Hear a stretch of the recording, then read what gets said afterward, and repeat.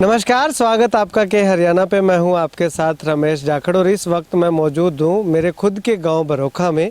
और यहां पे आपको बता दूं कि यहां पे ये कवरेज करने का मुख्य उद्देश्य क्या है कि किसान लगातार पिछले लंबे समय से 50 दिन के लगभग का समय हो चुका है, किसान लगातार अपना आंदोलन कर रहे हैं।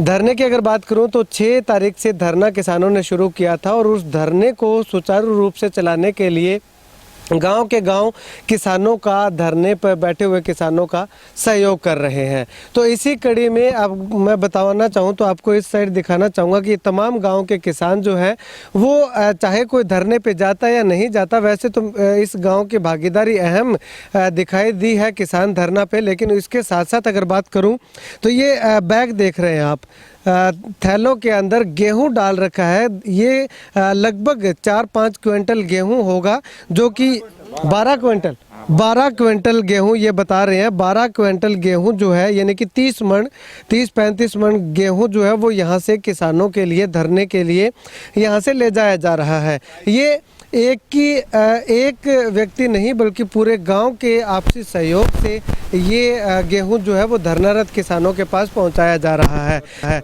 इसके साथ साथ अगर बात करूं तो डाणी बरोखा से भी ये तस्वीरें आप देख सकते हैं। डाणी बरोखा से भी कुछ किसानों ने गेहूं इकट्ठा किया और वो गेहूं जो है वहां पे पहुंचाया जाएगा।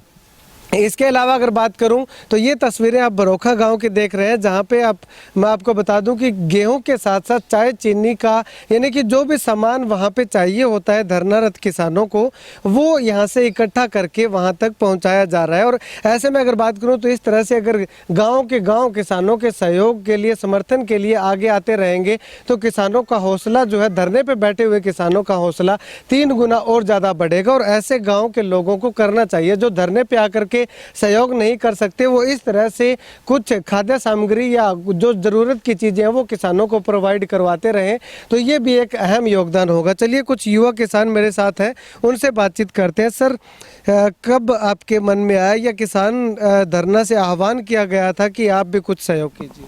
देखो, ये हमारे गांव का सामूहिक निर्णय है। हमारे बड़े बुजुर्गों का ये सुझाव था कि हम अनाज, चाय चीनी इकट्ठा करके दिल्ली भेजें, ताकि जो दिल्ली हमारे लिए किसान, हमारे किसान भाई जो धरने पर बैठे हैं, उनको ये ना लगे भी हमारे पीछे कोई नहीं है। हम किसानों के साथ बिल्कुल डट के खड़े हैं और हम दिल्ली भी पहुंचेंगे। और हमारा उद्देश्य सिर्फ ये अनाज पहुंचाना नहीं है, इससे एक मैसेज देना है जो भी पूरे भारत के किसान हैं उन तक ये मैसेज पहुंचाना है कि सारे किसान एकजुट हों, जागृत हों और सारे जो दिल्ली पहुंच सकते हैं दिल्ली पहुंचे। अनाज की कमी नहीं आने देंगे। ये सारा अनाज दिल्ली गुरुद्वारा में और लंगर में जाएगा, वहाँ किसानों के लिए जो व्यवस्था की जा रही है। और हम आंदोलन में बिल्कुल डट के खड़े हैं, दिल्ली भी पहुंचेंगे। चलिए सर, अगर बात करें तो ये जो अनाज है ये आप कहाँ भेज रहे हो? दिल्ली भेजा जाएगा या सिरसा भेजा जाएगा? सिरसा से आगे दिल्ली भेजा जाएगा? ये जो अनाज गांव वालों ने इकट्ठा किया, ये पहले सिरसा पक्का मोर्चा पे भगत सिंह स्टेडियम में जाएगा और वहाँ से इसको जहाँ भी वो भेजेंगे मुनासिब होगा वो वहाँ भेजेंगे। क्योंकि जो हमारे किसान साथी हैं वो कितने दिनों से लगातार आंदोलनरत हैं, तो उनको ये महसूस ना हो कि हम दिल्ली पहुंच गए तो पीछे क्या हो रहा है। हम उन आंदोलनकारियों को ये कहना चाहते हैं कि आप चिंता मत करो, अगर जान की कुर्बानी देनी पड़ी तो गोली पीठ में नहीं छाती में खाएंगे और अपना हक लेकर रहेंगे, किसी कीमत पर नहीं छोड़ेंगे। और इस गांव से ज़्यादा किसानों को हम दिल्ली के लिए कूच करेंगे, वो हमारा प्रयास जारी है। सर, आप क्या कुछ कहना चाहेंगे? किस तरह का कदम आप इसको मानते हैं? हम तो ये चाहते हैं, जो पिछले दिनों केंद्र सरकार 3 कृषि कानून जो किसानों ने कभी मानने ही नहीं, ऐसी कोई किसानों ने सुविधा मांगी नहीं, केंद्र सरकार ने अपनी मर्जी से 3 कानून जो किसानों पर थोपे हैं किसानी को ख़त्म करने के लिए। हम चाहते हैं कि केंद्र सरकार तुरंत बिना किसी भेदभाव के ये तीनों कानून वापस ले और किसानी को बचाने का कार्य करे।